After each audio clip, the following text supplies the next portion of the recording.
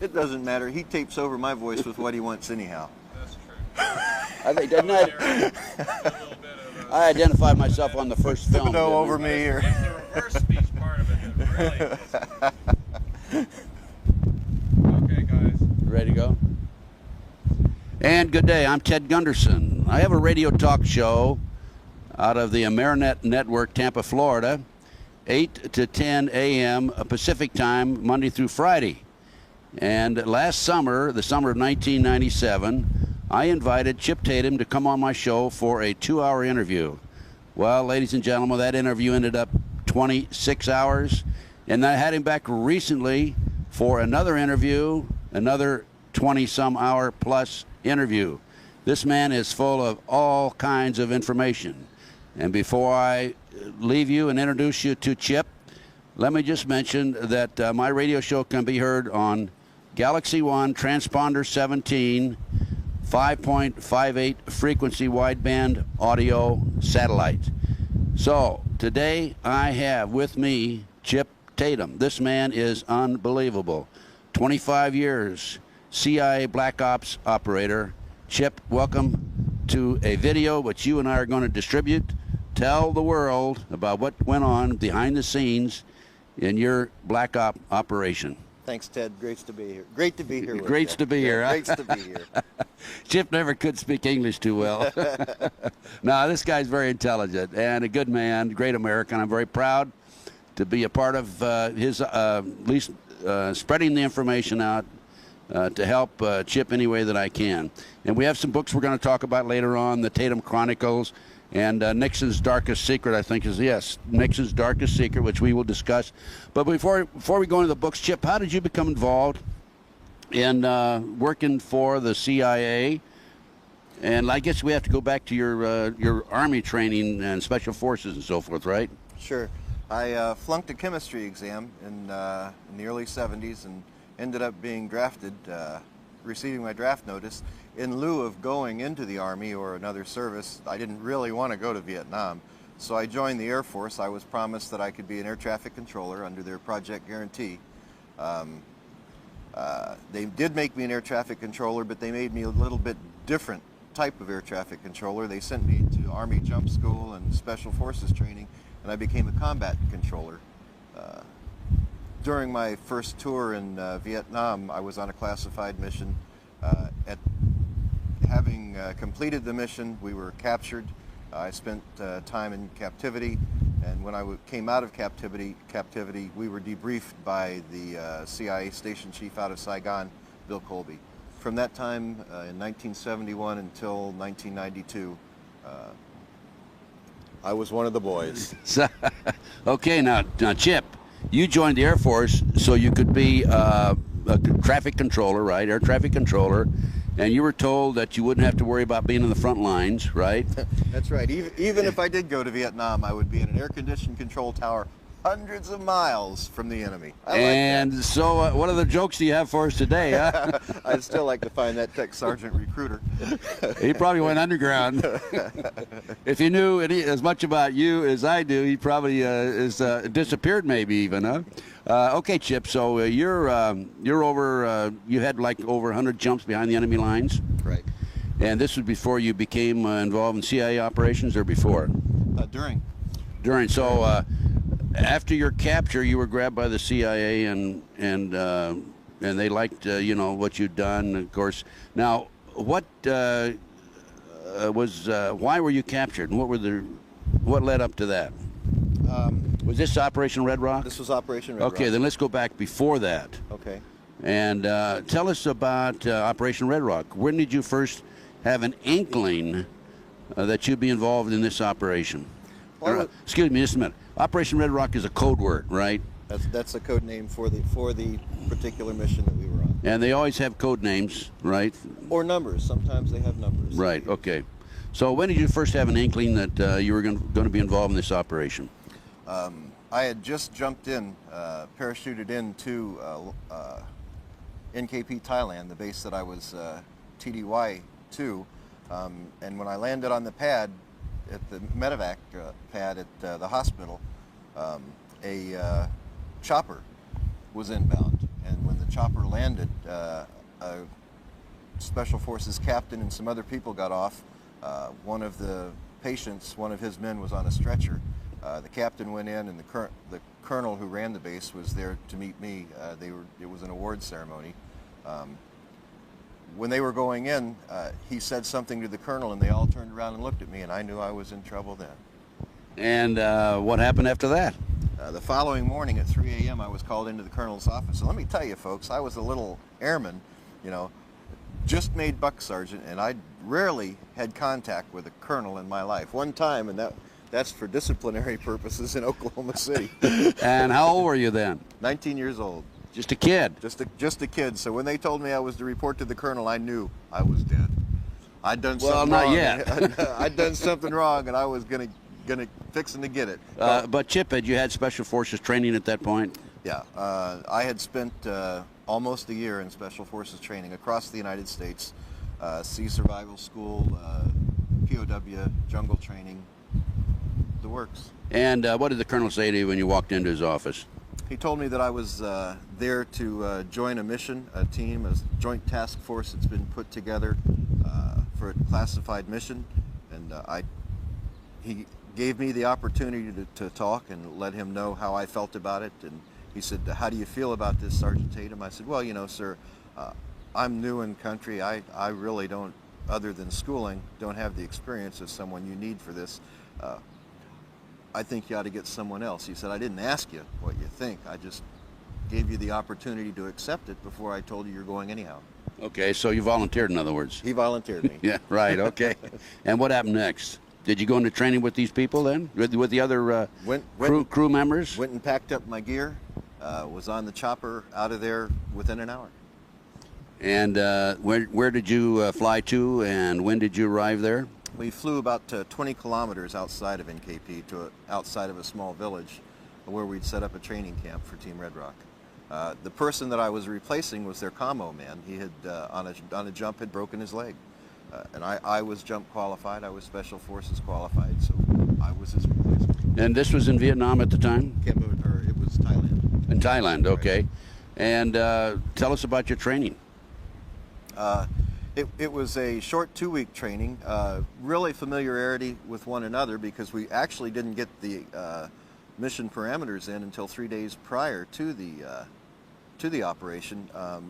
We were primarily set in place and worked in the community, seeking out Viet Cong along the border of Laos, so that we could get some tactical training. We also were working and trying to develop tandem jump techniques, because part of the mission, and we didn't understand why we had to learn tandem jumping. That's parachuting with 2 people until the actual mission brief. But we were trying to work out tandem jump techniques, and we did it. And how many people were in training with you at that point? All 13, just the 13 team members. Then we brought in, for each team member, there was a North Vietnamese sapper that was brought in to train with us. They were our prisoners, prisoner of wars that we had captured in battle. And these were the ones that were going to jump with you? These were the ones that we weren't sure why we were jumping with them and working with them. All we knew is that these were the men that we were going to be doing something with at that point. Did you know any of these other crew members before this? No, like I say, I was the only member of the Air Force, and I'd just been in the Air Force for a year, so no one. And did they know each other? No. And normally that's done for compartmentalization, especially when you're talking about a highly classified mission. The worst thing you can have is a group of good old boys, and there's a reason for that. In special operations, you can't have the influence of a friendship. It can clutter your mind and keep you from doing the mechanical operation that you were trained to do. Because conceivably you could be asked to kill one of your fellow associates or fellow soldiers too, right? They may under come certain to you, circumstances. They may come to you and tell you that he's a spy in the group and he needs to be taken out, and if you're his friend, you're going to be probably more apt not to do it than if you just didn't know him. And did you know the last names of these individuals? No. We all had code names. Mine, although they called me Bulldog in country, the actual code name I was given while I was there was Highway. Why? Any particular reason for highway? Our captain, team commander, would always explain to us, it's my way or the highway, and he'd tell the team that. Well, I was willing to take the highway. I wanted to leave, especially after I saw the kind of things they did. Those guys were crazy. For example? So I took the highway. Well, at one point they were saying how high the helicopter could go and jump without a parachute without getting hurt, you know. Just for fun. I mean, this was an in-country activity, and they had a contest every year where they would take and they just jump out of the helicopter as it was exiting the AO. Well, there were a few guys broke their legs on that one, weren't there? You bet. That's how Reddy, the guy I replaced, broke his leg. How high would they go, by the way? Well, I went high, and I was dizzy for about 2 hours. How high were you when you jumped? I think it was about 35 or 40 feet. Oh, you had to know how to roll then, didn't you? Oh, roll. I didn't even know I thought I was stepping out of the aircraft onto the ground, but he'd taken off already. I thought he was just hovering, you know. So much for surprises, huh? Sure. Okay, so you saw these crazy guys training, and you said, hey, you know, I wish I'd taken that assignment back 100 miles behind the enemy lines in the at the airport as air traffic controller. It didn't work out too well. So what happened after that, Chip? We were called back into Task Force Alpha. That was the intelligence entity. That's where all of the intelligence was gathered for the South Vietnam area of operations, and integrated and then passed out. So anything that comes out of Task Force Alpha has to be the correct information.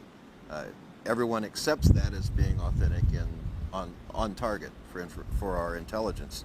We were called back to Task Force Alpha. We met for our actual mission briefing. When we went to sit, the colonel called the room to attention, and in walked a general and a couple civilians. We'd already been told that there are a lot of suits around, and that just means CIA in the area. A lot of activity, suit activity, so we knew something was up. The man who actually briefed us, we nicknamed Mr. Peepers because he looked like the Mr. Peepers from the screen. Bill Colby. His name was Bill Colby. And he was station chief there for the CIA in Southeast Asia? And actually, the CIA does not operate in a arena, was not allowed to operate in that arena as the CIA, so his actual designation was Ambassador Colby, attached through the embassy in Saigon. You know, political officers are political officers, and that's how they get away with that. Yeah. So this was the night before you jumped on your mission? It ended up being 3 days before we jumped because we had some weather delays on the mission. The other man that was with him, the general from Washington, was General Haig. Alexander Haig. That's correct. I know him well. As a matter of fact, I interviewed him in the White House on occasion when I was with the FBI. That's another story. I'll tell you that one someday, folks. I never have revealed that to anybody about my interview with General Haig. And then I saw him years later at a banquet, State Department banquet, and I walked up to him. By the way, I read him his rights when I went in the White House. I said, you have a right to remain silent, you have a right to an attorney. And I met him at a banquet years later, State Department, and I walked up, he gave the speech. It was, a social affair. And I introduced myself. Oh, he says, I remember you. He says, are you going to read me my rights today? He's pretty bulletproof. Yeah, he is. Go ahead with Alexander Haig. So Alexander Haig and Mr. Peepers are there, Bill Colby, who later became director of the CIA. Right. And what did they tell you? They explained to us that the reason General Haig was there is that he was the assistant to our national security advisor, Henry Kissinger.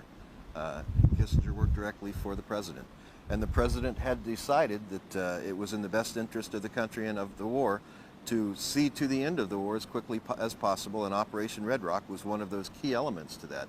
They needed to get the foreign nations, Laos, Thailand, Cambodia, more involved on the offensive level rather than in a defensive posture in the war, so that we could start extracting troops out and leave the arena.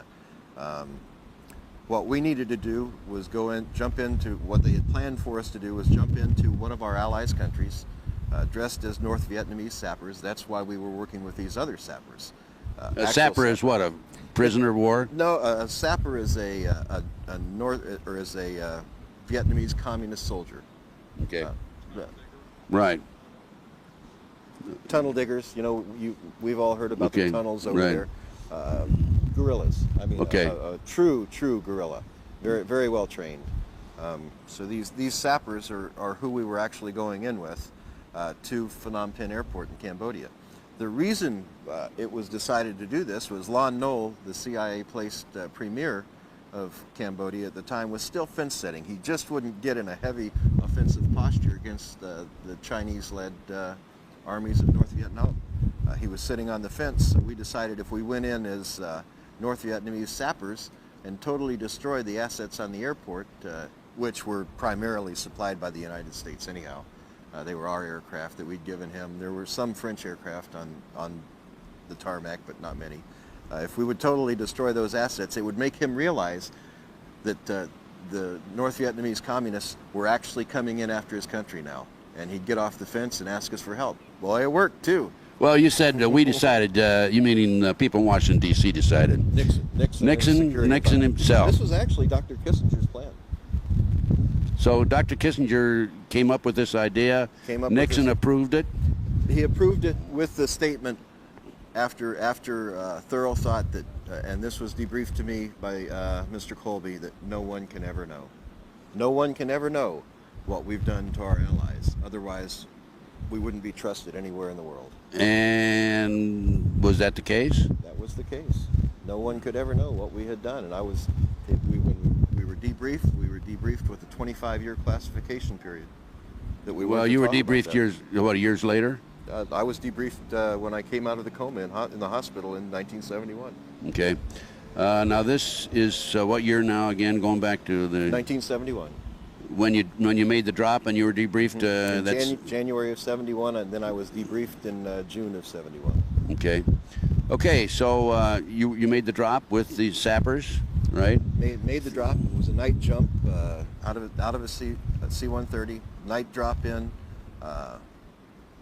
Just south of town. We made our way into Phnom Penh. We rendezvoused with our transportation. Our transportation was provided by Montagnards. Mountain men? Mountain men from Vietnam, special forces trained. Very good fighters, but the thing about Montagnards is if they saw that the platoon that they were working with, and the special forces platoons, or the recon groups they were working with, if they saw that they were going to lose, all of a sudden those guys disappeared into the forest. They weren't going to lose with them. Right. And they could negotiate those jungles like it was nothing. Now you were 13 men. Did you have 13 sappers? No, unfortunately we lost one sapper, and Snake just didn't get along with him. Neither did Pablo, but...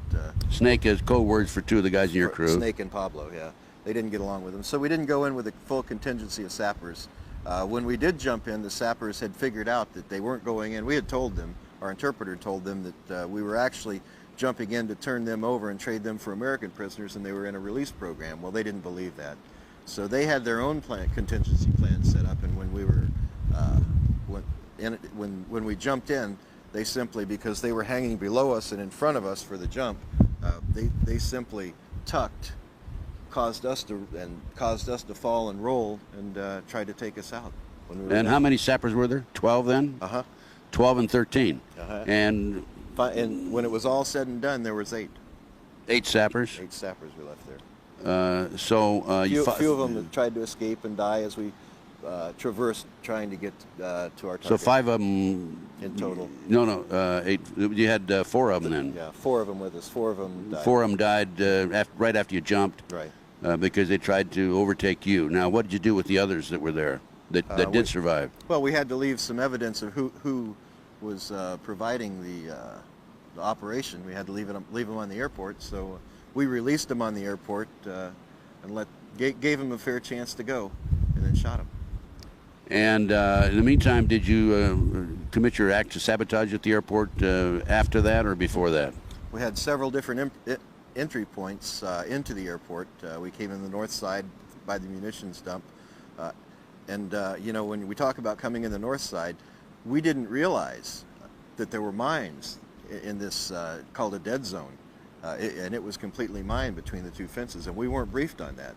So we immediately knew something was up, and we weren't we know now that we weren't to return and we were to be left there. Well, if you came in and you went through the minefield, you survived going in, right? I didn't go through the minefield. I came in the front door of the airport with the team. Okay. The ones that came in through the minefield, did they survive? Yes, the sapper didn't. Oh, I see. They sent a zapper out ahead of them? The sapper, when they figured out they were in a minefield, they let him go ahead to clear the mines. Okay. So you committed your act of sabotage. Yes.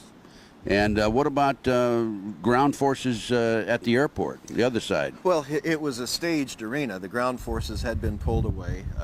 There was minimum security, just a skeleton crew there. We ran across the skeleton crew of palace guards that had been there, confronted them, and had to take them out.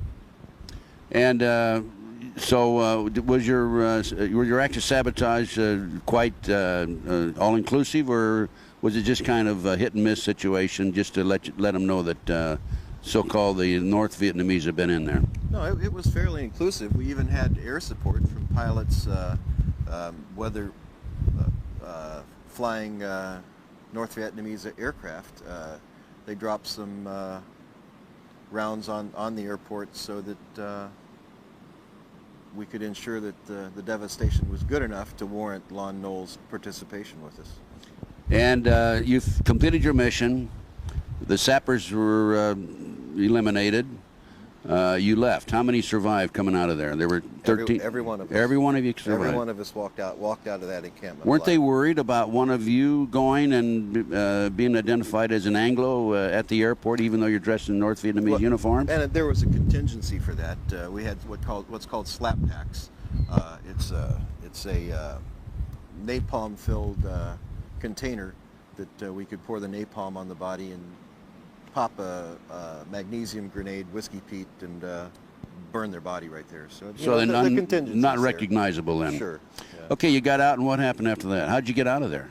The Montagnards, who were tasked with the transportation, we had a rendezvous point. We met. We exited the area of operation and started heading north out of town. We knew it was 15 to 25 miles to the northeast of town was our rendezvous point where we were to be picked up. But that, it's not like the interstates we have here. These are little roads. We had a first indication that something was wrong because our platoon sergeant, Pop, saw that we were going in a little bit of the wrong direction, and we never really turned to the northeast. And then the timing was off. All of a sudden they stopped, and it wasn't long enough to have gone 15 clicks or 20 clicks outside of town. So 15 kilometers, you went maybe, what, 5, 10? Maybe about 10 after we left the limits of town. Right. About So 10 you stopped, and what happened then? Well, we were in a large vegetable truck with canvas sides. It stopped, and the Montagnards got out, but all of a sudden we heard receivers click. They were loading their weapons. So Pop and my way, our team commander, moved around to the back of the truck. They each took out a grenade on each side and tossed the grenade up back toward the front of the truck on the ground. They didn't pull the pins, they just took the grenades out. When you're a person and you see a grenade fall, you jump, you dive, you try to get out of there, and that's what the Montagnards did. When after they'd thrown the grenades out, they immediately jumped out and took control,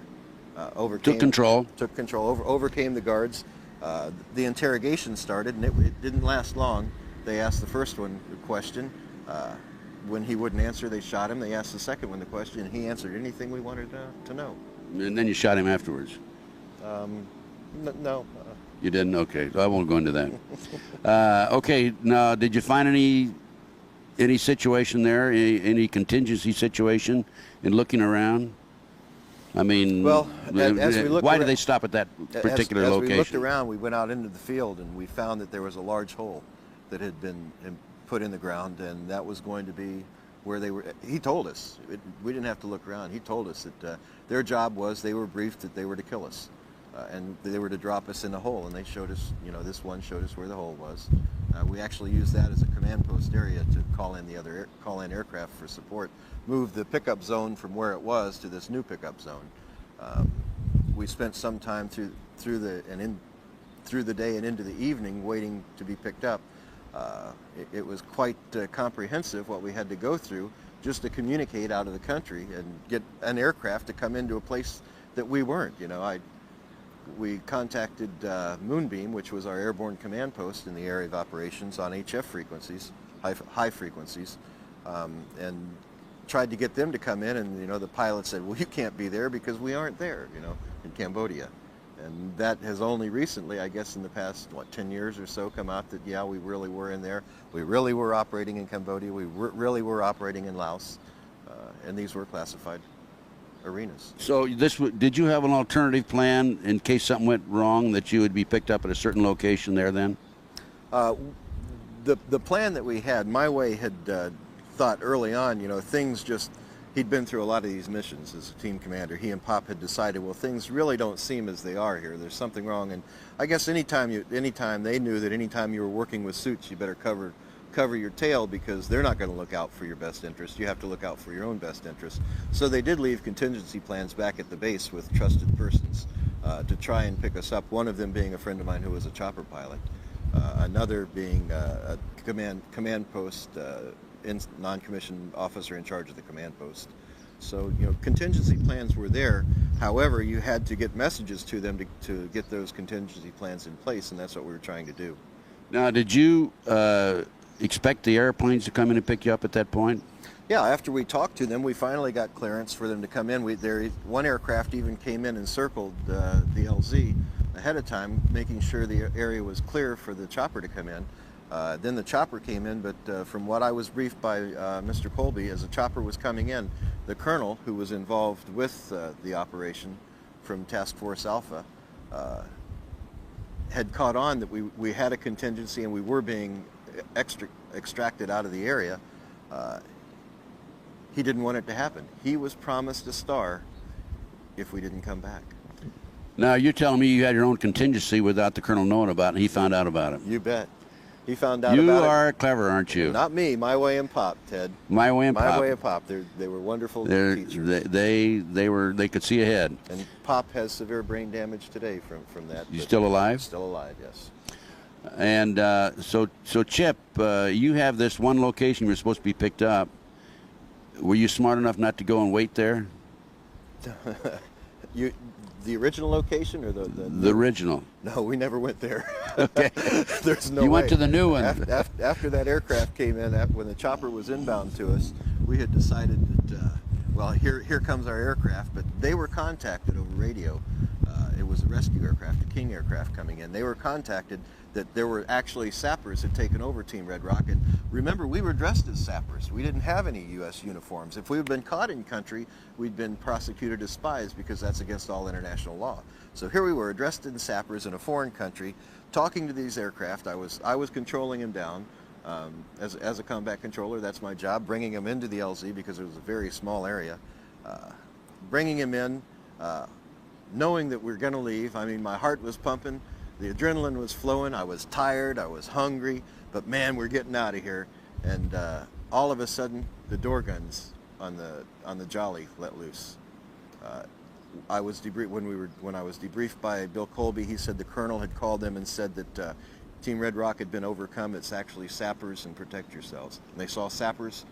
Remember, this is the man who runs the intelligence entity for Southeast Asia telling him this. So they fired. And how many did you lose there? 2. And how did what? I mean, they didn't come in and clean. So you're down to 11 now. Down to 11. They actually had called in. We lost 2 men, and but we had to return fire on the aircraft, shooting out the rear of the aircraft rather than shooting at the pilots because we didn't want to hurt our own guys. You know, Did the plane go down? No. We shot. Look, from the smoke and everything, it looked like maybe some hydraulics were shot out on it or something. We weren't sure. At any rate, they left the area, but they called in some air support to drop on that LZ. Bombs? Drop napalms on it. So we got out of the area quick, and as we were exiting, the sky lit up in the LZ. But until you got out, you'd lost 2 men. Then you had to leave them behind. Had to leave them behind, using the slap packs so that they'd never be identified. Right. Okay. So there's 11 out. Mm-hmm. What did you decide to do then? Well, we decided we would be best to try to make it across country ourselves. trust no one. And that's the way these guys operated. You know, we had some of the best on that team. I was just a kid. I was a victim of circumstances in there, and I mean, I had never engaged the enemy before I had gotten on Team Red Rock. But I engaged the enemy almost hourly after I was with Team Red Rock. We traversed across the country going toward South Vietnam, toward the Cambodia-Vietnamese border. You're still in Cambodia. Still in Cambodia, trying to make it to the border. And you have to understand, Cambodia was a refuge for the North Vietnamese. They could come into South Vietnam, they could attack, and then they could pull back across that border. And we weren't allowed to come across that border into Cambodia to attack them, to take them out. So they could resupply, they could rest, recuperate, R&R, whatever, and then come back in. It was a very difficult position. And that's why Nixon wanted to deneutralize them, right? Sure. So you could go after them in Cambodia. Well, and maybe the and so Cambodian the countries, Cambodians would, yeah, sure. could go after them too, right? Yeah. Okay, so how many kilometers or how many miles did you have to go to get to the border? Well, we didn't have maps. We had no idea. We know that, well, it was from Phnom Penh all the way to the border. That's 200 miles. It took. We were out for weeks, trying to work our way through the jungles. We'd come across some teams, routine patrols, and we'd either evade them or we'd engage them. One of the two. No, and how about eating? How about food? Food was pretty easy to get. You know, as a survival, we'd come across villages too, and we get food from the villages. But You must have shocked the heck out of the villagers then, huh? no, we were still dressed as Oh, sappers. I see, yeah. But I mean, you know, you're a white man, right? Well, you know, we were Did you have thin. slanted eyes? We were thin, and we did have team members who, the one called the Kid was CIA, and he was Vietnamese. So, you know, it wasn't that we didn't go into the villages ourselves. We'd stay back in the shadows of the forest area, and the Kid would go in and talk to him and get the food. And so, you know, it wasn't.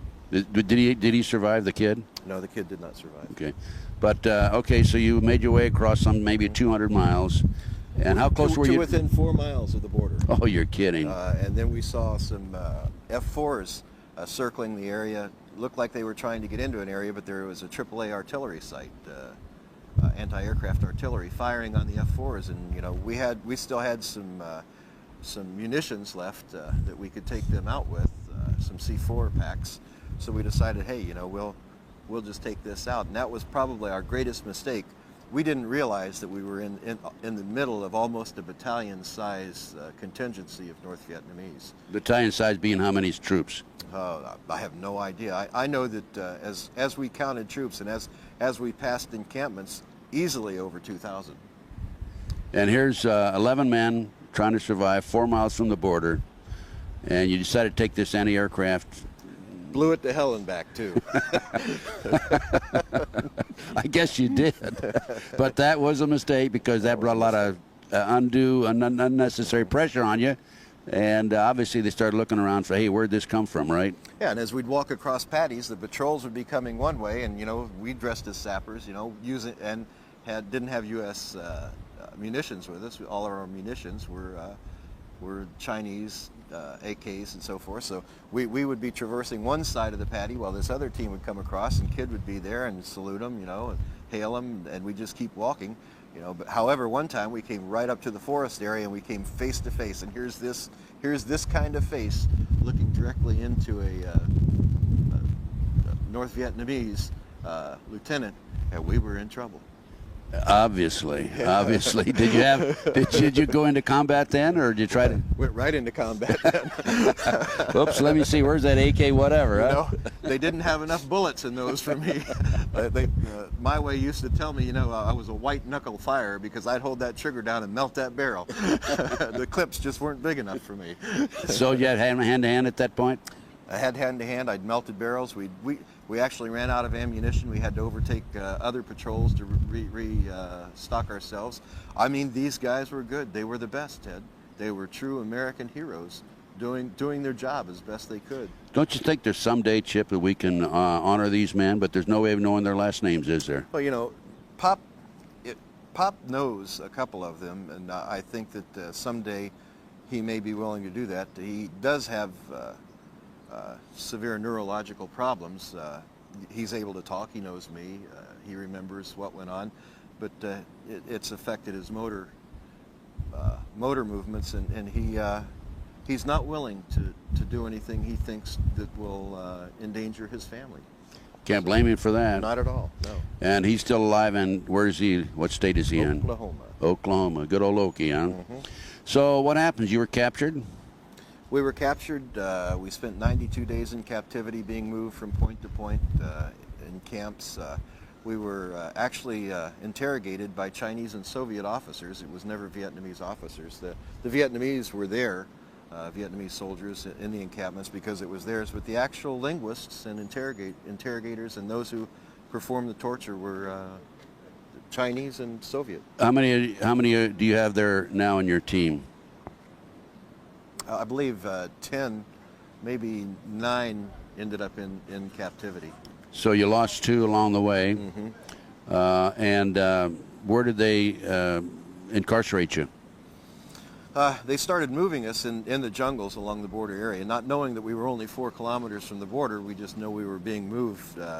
We were incarcerated in one small encampment, then we were moved to a larger encampment, and this had been used in the past, you could tell, because they had cages set up in a semicircular area, and they had 3 posts set up, and they took 2 of us immediately. They stripped us of our clothing, broke this foot, my right foot, so that we couldn't try to escape. They break everybody's foot? Broke everyone's. Well, they didn't break. One of the guys was already unconscious, and they didn't break his foot, but they broke all of our feet, 1 foot anyhow. Stripped us of our clothing and put us in these cages. Two of our guys they put on the posts, and we thought that they would be tortured right away, but they weren't. They put them on those posts so that we could watch them as they suffered up there. They weren't given food. They weren't given water. The rest of us were given some water and some food on occasion. And when you say put them on the post, they tied them to a post out there where you could see them from your cages. Mm-hmm. And who interrogated you? Say a Russian and a Chinese officer? The Soviet officer seemed to be in charge of this particular camp, and the Chinese officer his cohort was actually the man who administered the torture. Once that started. Do you want to go into the torture at all, or would you prefer not to? Yeah, I thought so. How about how many men were tortured? Were you all tortured? We were all tortured, and when it was all said and done, there were 3 of us alive. When we were finally released, I shouldn't even say released. You were rescued, actually. We were rescued by a Marine Recon Patrol, and boy, I'll tell you, I love those guys. I guess you do. All you Marine Recons out there, aces up, buddies. That's the only reason I'm alive today. Well, so there are 3 of us survived. So 13 came out of the Cambodian airport. You lost 2 from friendly skies, mm-hmm. friendly fire. And then across the jungle, you lost 2 more, mm-hmm. And now you're down to what, 8? Had 8, and we ended up losing the Montagnard that was with us, that we'd pulled with us. he was ready to start squealing and tell who we were, so we decided loose lips sink ships from the old briefing days, so they just took him out. We took him out ourselves. Okay, this is before you were captured then? No, after we were captured. Oh, did you? Right. Okay. We were bringing him back to put in front of that colonel before these guys did to that colonel what they intended to do to him. Okay.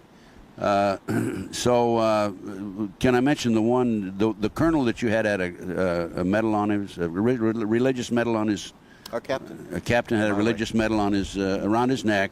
Had a St. Christopher medal. I think that's right. I'm not sure, the medal of travel Catholic, or something yes. like that. And they, just if I can mention this, just one thing, one of the tortures that they did was skin him alive, right? Skinned him alive, right. In front of the rest of you. Put him in a configuration like a cross as a Christian, and skinned him alive in front of us. Held knives and bayonets to our temples. Required us to watch it. If we closed our eyes or tried to turn our heads, they'd start pushing in. God have mercy on his soul. Tragic. Then, so you're rescued. Mm-hmm. And there was a fight there at the camp between the Marines. The Marines didn't know we were in the encampment. They came in. They were mapping the area for Lam Son 719 was the mission number.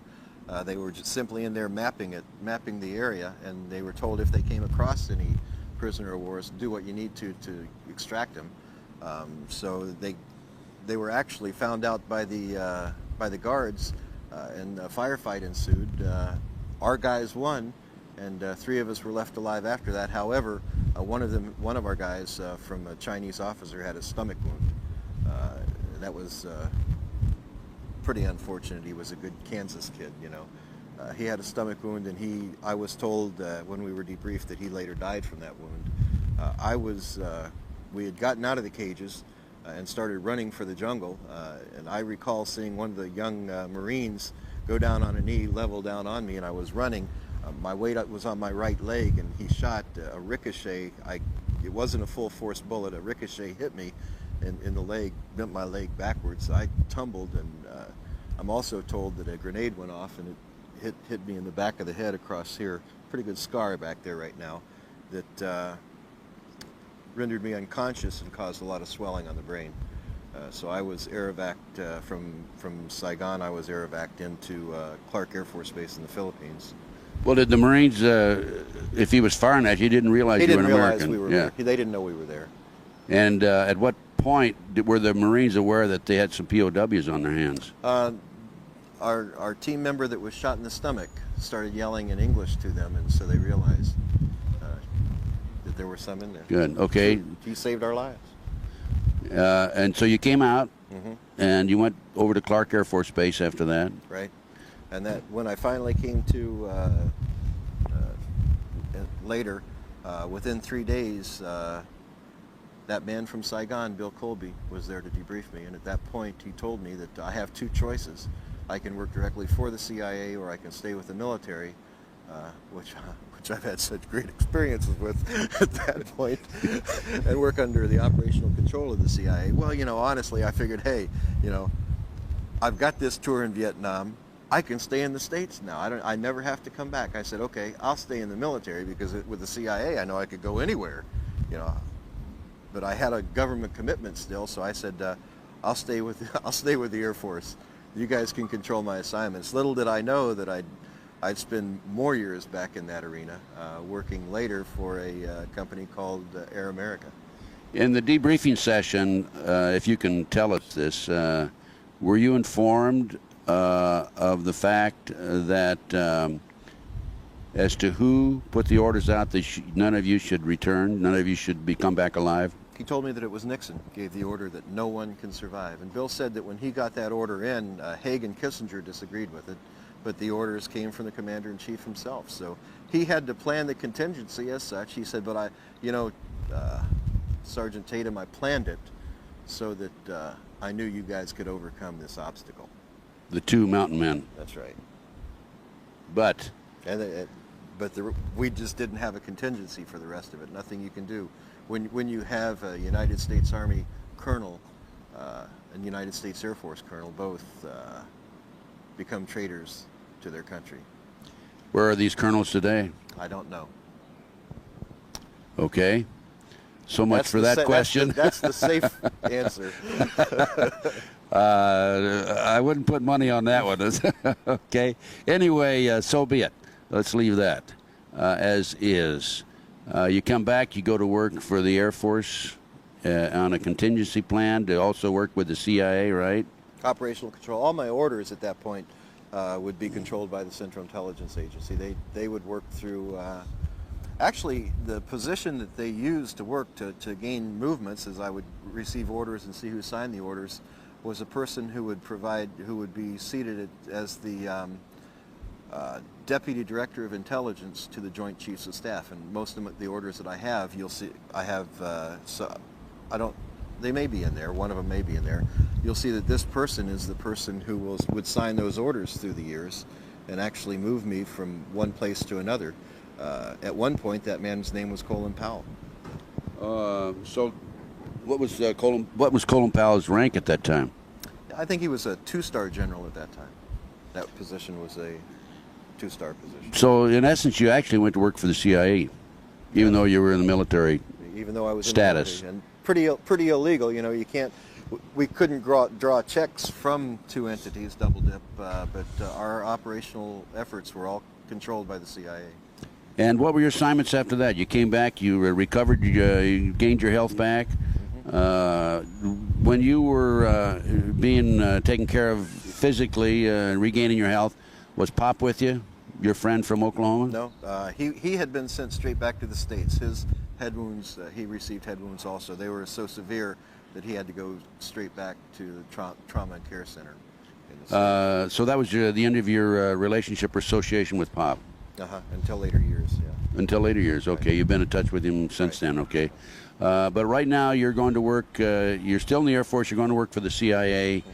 What were your assignments? One of the assignments, to give you an example, I was moved all over the place. I was sent down working, because it was such an intense mission and there was a lot of knowledge on my part. The orders were they wanted to hold me close to the White House, so I was actually... Weren't they afraid you were going to talk? Well, that's what they wanted to ensure, you know. If they just gave me open movement, it's one thing, but they kept me under very tight reins. I worked at Key Biscayne at Homestead Air Force Base in the White House down there. I was in charge of the receiver site for Air Force One when they would come in.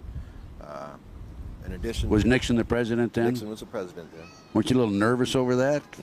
As a matter of fact, myself and my NCOIC were going out to the control tower to bring in Air Force One at one point, and he had made a mention to the Secret Service as they were checking badges of personnel going in, saying, he said, what are you doing in the area? And the Master Sergeant said, oh, we're here to see the crook. We found ourselves face down by the Secret Service, and then when they got our credentials, they said, "What are you guys doing talking like that?" So, little did they know, huh? Well, he was just joking, you know. Yeah. Little did they know that Nixon, Nixon had given the order that you were not to return from an assignment and in I never Cambodia. told him that, you know. Right. I had never told my NCOIC. I kept my lips closed and zipped for all 25 years, and in 1996. That was the end of the 25-year classification period, and I started my book then. But before we go up to 1996, Chip, you had some assignments involving drugs and drug running by the CIA, right? Well, and yeah, you're not reluctant to talk about that, are you? No, in two different arenas. In in the Vietnamese conflict. There was some involvement simply because the Air America pilots, you know, sometimes would carry drugs, sometimes they'd carry wheat, sometimes they'd carry rice, sometimes they'd carry weapons, you know. It was various cargoes that they'd carry. And my job when an aircraft went down, primarily because they were carrying crypto gear, communications gear that was secret and had codes on it that couldn't be gotten by the enemy. I would have to jump in, I'd retrieve this crypto gear, and many times retrieve the precious cargoes that was on board, heroin sometimes, and see that it was extracted. Air America being a CIA air operation. CIA air operation, yeah. So you had that in Vietnam, and then you came back and you went to work, you were involved in... Actually, when Nixon went to Peking, I was involved in that. Okay, tell us about that. I was sent ahead of him into a place called Guam. I controlled the aircraft across, and then I was moved over closer. And what year are we now? That was, I think, 72. Okay. Maybe 72. So you went to Guam. You were to control the air traffic. Controlled the Air Force One across, and then we were also one of the primary communication stations. I was moved to a place that we use today, even as a primary commo spot, and I can't give that place away, but it's very close to China, to the Chinese border. Then we were moved there to maintain contact in case there was an emergency, so we could put fighters in. And but that was it. I mean, basically you were just guiding the plane. I mean, keeping the lanes open so no other aircraft would be in that air lane, right? We'd keep aircraft 25 miles from Air Force One. We'd have two fighter aircraft in front of Air Force One, two fighters to the rear, and have rescue aircraft up in different locations along the way. And, okay, there's nothing unusual about him going to Peking, though, was there? No, nothing at all. Okay. Other than he's the first president, you know... To go to China. Right, and now going along with him with open access was Dr. Kissinger, so... Right. Okay, let's go back to your CIA activity in South America, Central America? In 1978, I actually left service of the government. Bill Colby had, being my handler, had moved on in the early 70s to Washington to take a position, and ultimately became the director of the CIA. He maintained, because of the sensitivity of what I knew from that mission, he maintained direct control over me. And when he passed the baton on to the new director of the CIA, that new director called me back out of the field. I was in Yugoslavia at the time. Colby debriefed me, and Mr. Bush rebriefed me. And he was explained during the briefing and debriefing that I was loyal, I was a good man, and anything he needed, I was a trusted entity, and he could count on me. I had no problems with that. Bush was head of the CIA at that time, and he personally debriefed you? He personally in-briefed me as his personal... In-briefed me, yeah, right. Mm-hmm. As one of his personal assets. Right. So that was my first contact with the man who would someday become president.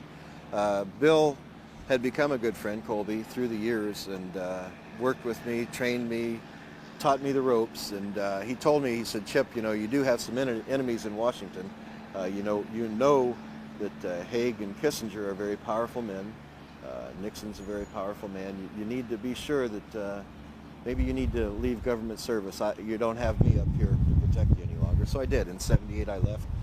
I relocated to Colorado, started my family, got married, relocated to Colorado, started a little sandwich shop, and I was in the sandwich shop one day, and in walked these two guys with sunglasses and... Suits again. God, those suits. Okay, you're jumping ahead now. I want to go back out to Central South America. Are you avoiding that, or? No, we haven't gotten to that. You haven't? That really? was in 1980 when I was reactivated. Oh, in 1980 you were reactivated. Okay, right. So you go to Colorado, and all of a sudden, two guys with suits walk in with sunglasses, and what do they say to you? They say Bulldog, and I just thought, oh no. And I didn't answer. Then they said Pegasus, and that was the code name that I was given. So I knew, I didn't know who they were at first, but when they used Pegasus, I knew I was toast. Right. Pegasus was a code word used for your operation. Right. You personally? That was my code name. Okay. So I was told that my new assignment was to go to a place called Fort Campbell, Kentucky. But you were out of the service then. As a reserve officer, you're never really... No, you were in the reserve? In the reserves, right. Okay.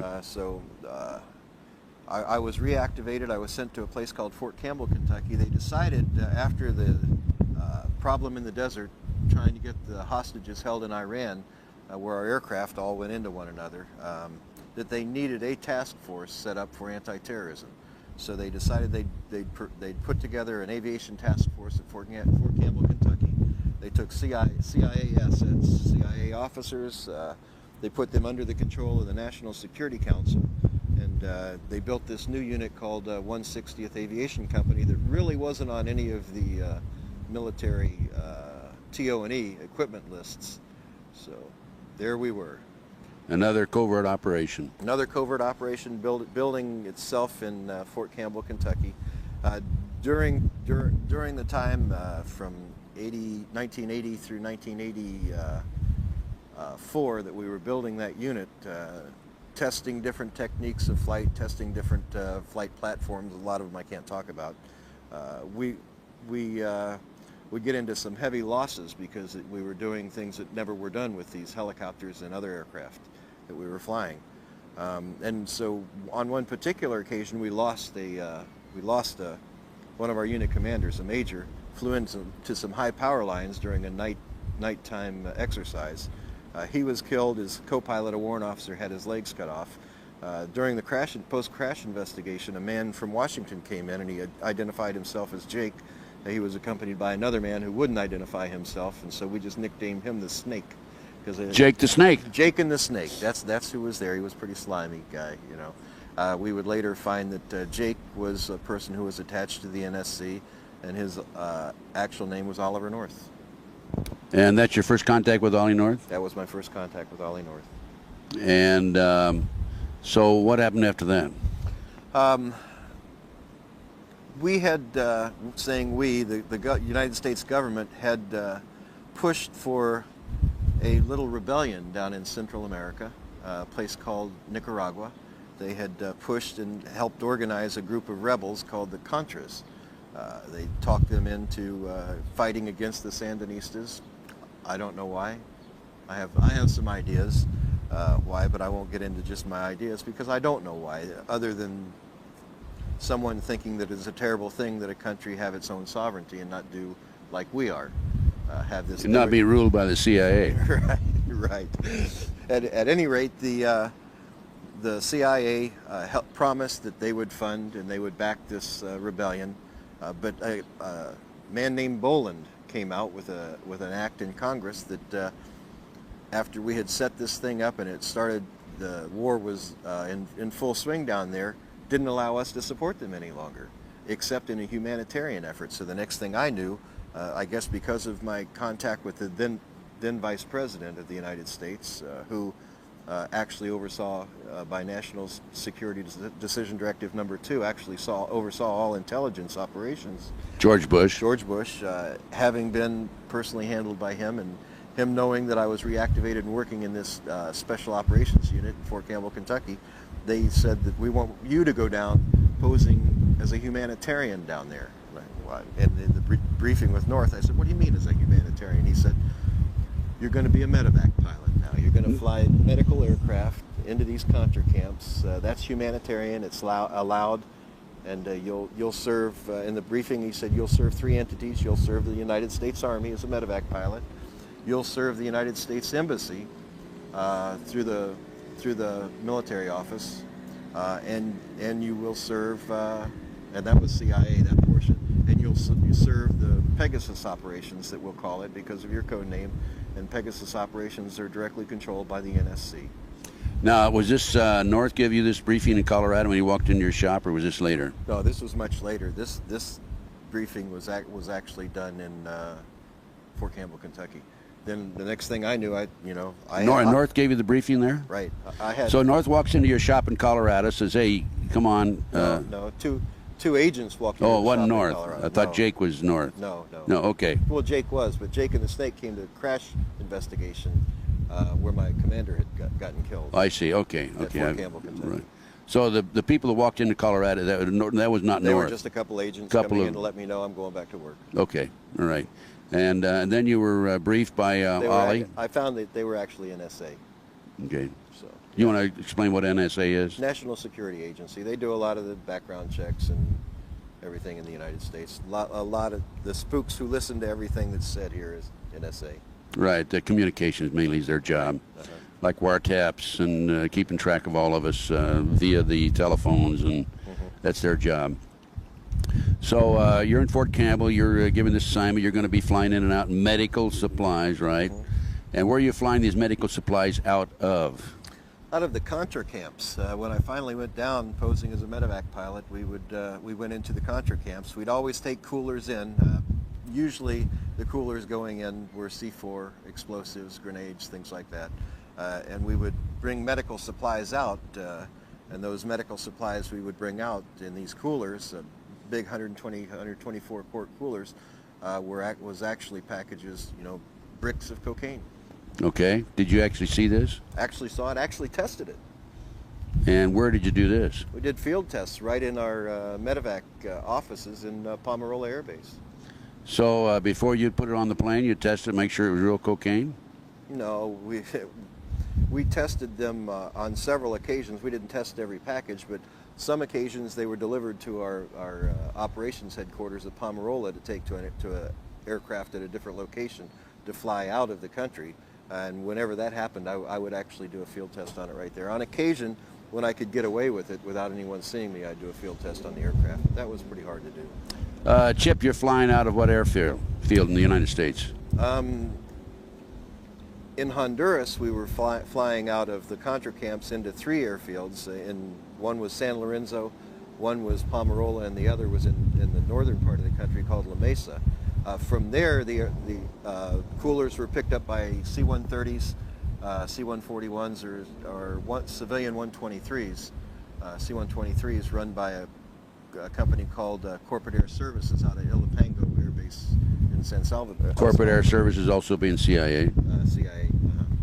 And they were flown back into the States, I would find on a meeting on March 24th, 1985, that there were actually 3 different legs that stuff was moved on, and those legs were into Ohio, into Colorado, and into a little place in the center of the country in 1985 called Arkansas. What airfield in Arkansas? I know that there were 2 airfields in Arkansas. One was Arkansas Air Force Base, and the other one was a place called Mena. And how about in Ohio? Into Dayton, Ohio, and then in Colorado it was into Lamar, Colorado, and Pueblo, Colorado. So you learned that the drugs are coming in then? Oh yeah. Cocaine? Yeah. On CIA planes? Everything went through Panama, and then from Panama it was distributed out. Were they CIA planes or military planes? Military and CIA. Both, huh? Yeah. Now, you tested it personally. Do you have any documents that would indicate that this is so? Yes. Oh, you do? Yes. I had no idea. Of course I did. Of course I did. That was a loaded question, Chip. I know it was. I knew the answer to that before I asked it. Okay, tell us about that. When I started finding the cocaine on board the aircraft, I decided, hey, you know, this could go one of 2 ways. They could set us up pretty darn quick here if they ever wanted to get rid of us because of our knowledge, and especially because of my knowledge, because Bill had told me, you know, Chip, watch your butt, buddy. You know, you have some real enemies here in Washington. So what I did is we would be required to file flight plans when we'd leave Pomerola Air Base, where we're based out of in Honduras. We'd file flight plans, and when we'd come back, I'd go to base operations and write on the back of that flight plan what we found, where we took it, who was on board the aircraft, and what went on during the flight. Basically, I debrief right on the back of flight plans. When a trusted Honduran official, who happened to be the brother of the Honduran Army Chief of Staff, saw what I was doing, he said, "We're going to keep these, you know, in a safe place. This is our insurance, Chip." I said, "Oh, okay." And those notes are available in, right? Tatum Chronicles. In the Tatum Chronicles. I'm sorry, those notes are available in the Tatum Chronicles. I went back to Honduras in 1985 and picked up those certified copies that are in those. In the Tatum Chronicles, it talks about all the people that you've heard of today involved in Honduras, involved in the Contra cocaine issues. Not only that, it also talks about persons before it even happened, because these are certified copies that were sealed in 1985 by Honduran officials. It talks about people who needed to be neutralized and assassinated, and who later were killed. And Chip, what'd you do with these documents, besides hiding them around the world? I also published them in the Tatum Chronicles when I was charged with treason.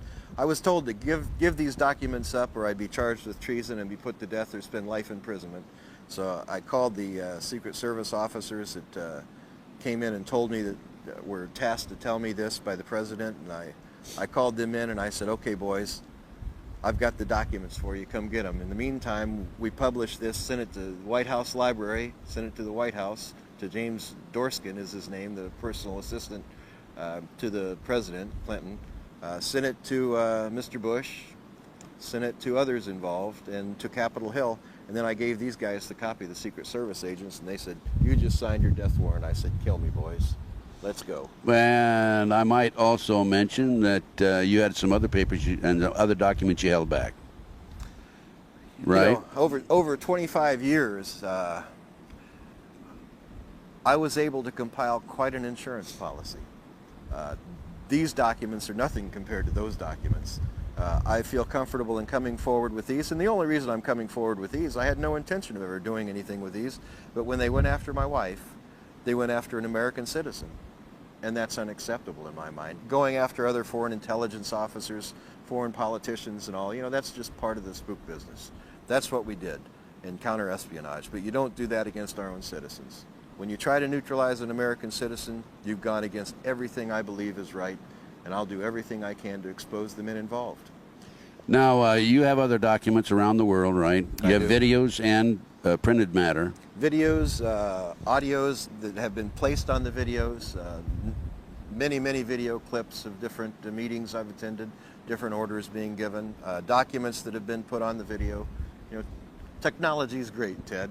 You know, I'd go into some of these high-level meetings, and because I was the chief of security for these groups, I would ensure that nothing's being bugged, the place is clean, so we'd sweep the place, and I'd keep my bugs going the whole time. So you're the only one that had bugs I'm the going? only one that had the bugs going. Smart man, Chip Tatum. Okay, that's why you're live today, obviously. That's why I'm probably one of the safest men alive right now, I think.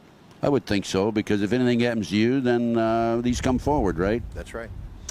And Chip, I want to come back to this in just a minute, but I want to go back to Central South America, CIA drug running, et cetera, et cetera. Did you have any personal conversations with Ollie North after Fort Campbell? Sure. On one particular occasion, well, on many occasions, Ollie was down there. I also called him through White House Switch and told him that I found drugs on board the aircraft. I said, you know, Colonel North, what is this? You know, we have drugs on board these aircraft. What are they doing on the aircraft? He said they were, evidence bound for world courts to prosecute the Sandinistas. How many tons of evidence did you have? 8. 8 tons? Couldn't they just take a sample? Well, it got worse than that. I would go into these Contra camps, and here would be these large fuel pods that had the tops cut off, and they had they were gelling their own stuff there. You know, they couldn't get enough bazuco, which was the paste used to make cocaine. They couldn't get enough of it from the Medellin cartel that they had ties with coming up from Peru, so they started bringing bales of their own leaves and bales of little green pods. You know, I couldn't figure out what these little green pods were. Who's they? The man who was in charge of bringing everything up was a man named Ramon Navarro. He was dressed as a lieutenant colonel in some military. I didn't figure out what uniform he was wearing. Could have been a cabbie uniform, I don't know. But Ramon Navarro, and he would later be killed in 1991, just before he was scheduled to testify in the Noriega case. And what about Ollie North? Besides your telephone conversation Ollie with North him? was in country on several occasions, and on April 12th, even the Vice President Bush was in country. That April was 12th, what year? 1985. And were North and Bush together? Not together in the same encampment at that time, no. North was there, but... So in talking to Ollie North personally, other than the telephone conversation, what was said in regard to drugs being brought in by the CIA and on the Army? In one cocaine kitchen, as he was talking to Amir Amnir and another intelligence officer, he told them that one more year of this and we can all retire. Now, you heard that conversation? I taped that conversation. Oh, very good. You taped that conversation. Yes, I did. And what other conversations could you tell us about as far as Ollie North is concerned? Well, not only conversations. You know, Ollie was... He loved to be the center of attention, so one particular occasion we had him standing at a cocaine press trying to pressing the bricks. In this Sandinista camp? I don't think so. It was, they called these the North camps because North set them up. And how many such bases were set up? There were about 5 of the kitchens that were set up. Did Ollie North set them up? 5 locations. Ollie North is the one who supplied all logistical support for that, yes. And when was the last time you had a conversation with Ollie North? Last time I talked to Ollie North was in September of 1994. He and Felix Rodriguez called me in my office in Colorado. I'd gone back to Colorado, gotten out of the business, gone back to Colorado. 25 years was enough. And he called me and told me to give up the documents or else. The documents that you had in hiding? Those flight plans and so forth. Yeah, but had you already printed No. You hadn't given them printer yet, okay. No. I wasn't going to say anything. I was sitting in Colorado as just a little businessman, running a mortgage company, not bothering anyone, just wanting to raise my family. What did you tell him? I told him, are you crazy? If I give you these, for one thing, they're headed for the shredder, and for another thing, I know it's a terminal effort. There's no way. Let's go for or else. I'm always a fighter. What did he say to that? Well, he said, well, let me get someone else. And they called me back, and Bill Colby was on the phone. And I said, Bill, you know, to give these documents up, to give all this stuff up is terminal. I said, you know, I'm going to keep them. And he said, well, you know, then we're going to have to hit your credibility. I said, okay, hit my credibility. What do you want me to do? He said, well, walk into the U.S. Attorney's office and just tell him you did something wrong. So I did.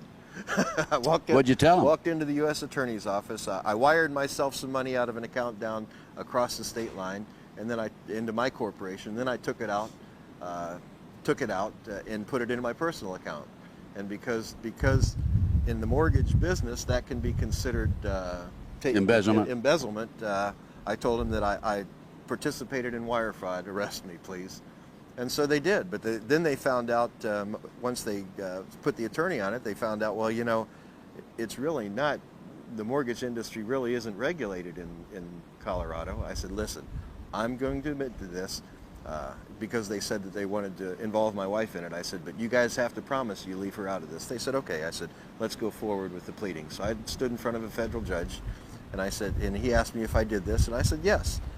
But before I said yes, I leaned over and I asked the U.S. Attorney, my wife's going to stay clear, and she said yes. And so I said, okay, I'll sign the plea agreement, Your Honor. And he said, and it's part of testimony, he really didn't want to go forward with it. He said, you know, this really doesn't, and I said, Your Honor, believe me, I wired those funds, I took those funds, I spent them. How much money involved? $70,000 of my money. Of your own money, huh? Of my own money. Okay, but they didn't leave your wife alone. They didn't. They came after her, and so when I went before the judge for sentencing, I told him at that time, you know, I didn't want to go forward with it. I'd like to withdraw the plea. But it was too late at that point. He said, the thing to do is, after this is all done, you can go ahead and ask that the plea be withdrawn at the appeals court. And that's where we're at now. And you're getting ready in a couple of days to go in. You've appealed it. The appellate level, you're going to have a decision in about 2 more days, right? On the 24th of February. Are you looking at prison time? No, I don't think so. I've already spent 2 years of that time in prison, and I don't think that they want me back in prison. I really don't think they want me back in prison. They want you to be quiet. I was due to do 47 months, and the last thing they wanted was me in prison, simply because there were death threats against me in prison, and 2 NSA officers came in to see me when I was in prison at Jessup and told me that the warden advised them that there were people that wanted to kill me from the Mexican Mafia and the Crips and the Bloods, that I had crossed them the wrong way, I'd hurt some of their men. Actually, I didn't. I wasn't offensive toward them. They have their little scams that go on, and I wouldn't participate. So their enforcers, one of their enforcers, I broke his leg, and they didn't like that. So they had a hit out on me, a contract in prison to take me out.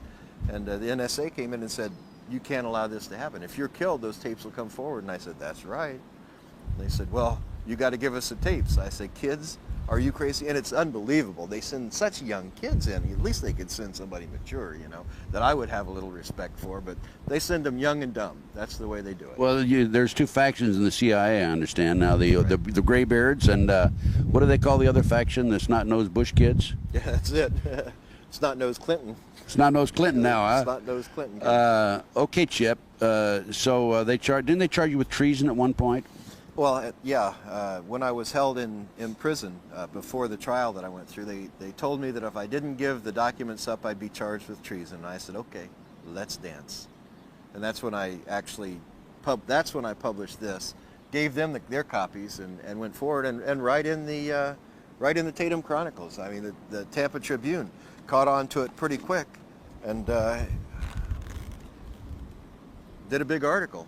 County inmate faces mysterious charge of treason. Well, you know, they knew they weren't going to be able to go forward with that particular charge, so they had to find something else. So what they ended up charging us They couldn't go forward with the embezzment charge, what you're saying. No, they couldn't go forward with that. They couldn't go forward with the treason charge. So what they did is they brought in a lieutenant colonel, who... Not Ollie North. No, Ollie North's campaign manager. Oh, really? Bill Lusinger. They gave him complete immunity. Actually, not complete immunity. He came in, he said, Tatum conspired with me to make a false statement. I embezzled some funds, but Tatum told me I could have them. Got you for conspiracy again. Got me for conspiracy because a person came forward and said that an overt act had taken place. Well, no, he'd been convicted himself, right, of embezzlement. Of bank fraud and embezzlement and everything Okay, else. and so what did he do? Make a deal with the government to get his sentence reduced if he come in and lie about it? It's better than that. He was facing 20 years for his stuff, but if he came in and told a good enough lie, he would get 6 months and it would be expunged from his record. Is he out? He actually got 6 weeks, yes, and it was expunged from his record. And he didn't have to pay back the 80 grand or whatever it was. So he's a rich man. Oh, yeah. Within reason, that is. Chip, before I want to let's continue now with the problems involving the court and so forth. Anything else you want to mention? They came after Nancy, your wife. By the way, let me mention, folks, there's a separate interview with Nancy Tatum, which goes into detail, and we talk about Nancy's new book, Joining Club Fed. Joining Club Fed. And that's worth checking out and purchasing and reading because that substantiates and corroborates what Chip is telling us here right today. Is there anything else you want to mention about the court proceedings? Well, I think the important thing for everyone to know is the United States federal courts are not your friend. They're not, and the United States federal court officers are definitely not your friends, although they would like to let you think that they're on your side. They want to do everything for you and your family, so work with them on this. They're not going to do that. And that's quite evident even today. We see just recently two men were actually arrested on a big anthrax scare. The courts didn't investigate it. They just got from a non-credible source that something was happening, and they went out and arrested them. This is Larry Wayne Harris and Bill Levitt. That's in correct. Las Vegas, Nevada. And now they're finding out that these microbiologists were actually putting together a vaccine for anthrax. You know, they don't think. And I told the new, by the way, I was personally involved in that case. I had interviewed Larry Harris a day before he was arrested on my local talk TV station program, Ted Gunderson Intelligence Report. And the media talked to me after they were arrested. I said, nothing to it. Believe me, it's going to go away. These men are not terrorists. They're talking about defensive protection, not offense. Go ahead, Chip. Well, and that's right. And the court system as it's set up today is not set up as a tool for justice. It's set up as a tool for retribution. Anyone that they want, they can get. And you're going to spend 2 years in jail until you get to appellate level where you have a little bit of a chance for justice to be heard, but never at the district level.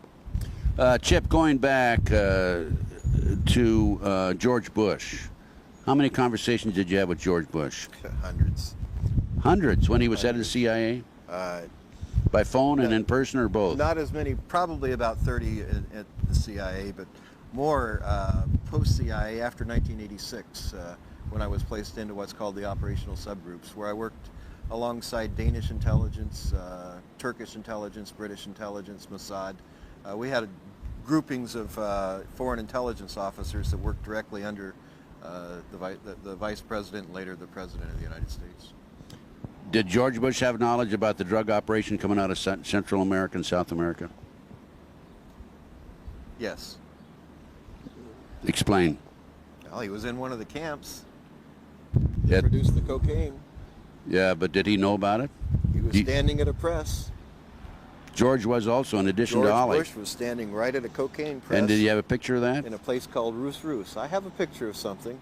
Okay, we won't go into that. So George Bush was aware of it too. Ollie North was aware of it. How about Clinton? Bush was absolutely aware of it, and I can say that because on the 24th of March 1985, William Barr, who would later become Attorney General. Attorney General, know him well, yeah. know of him well. William Barr actually called Vice President Bush via SATCOM and talked to him about the loss of over $100 million in assets of the enterprise. And we all know the enterprise today as being the company that, or the operation that Ollie North set up. $100 million? And who got their grubby hands on that? It was decided that there were three entities involved, not one particular person, but Noriega had involvement, that Barry Seal had involvement, and that the governor of Arkansas, who was involved in it at the time, Bill Clinton, had involvement in it. And of the three, Seal has been murdered. Noriega's in jail. Noriega was to be murdered, though, during yeah, the assault in they took the troops down there in '89 to eliminate him, and he survived by going into, I think, a Catholic church, didn't he? Or right. Well, Bobby Hunt, SEAL Team Commander SEAL Team 2 commander had orders to go in and shoot Noriega when he tried to get out at the airport. He never showed up there because we told him ahead of time, the CIA told him he's a friend of the CIA, he was an enemy of Bush. That's nothing more than a business deal gone bad. We let him know ahead of time that there was a contingency coming in to assassinate him, needed to get to a safe house. So he chose that particular church as a safe house. The Catholic Church. Catholic Church got cameras out there so that he was safe. And now the only one that's left is Bill Clinton. And did Bill Clinton take the $200 million, $100 million, whatever it was? He got a large portion of it, very large portion of it. However, you know, I'm going to tell you now, Bush is a very vindictive man.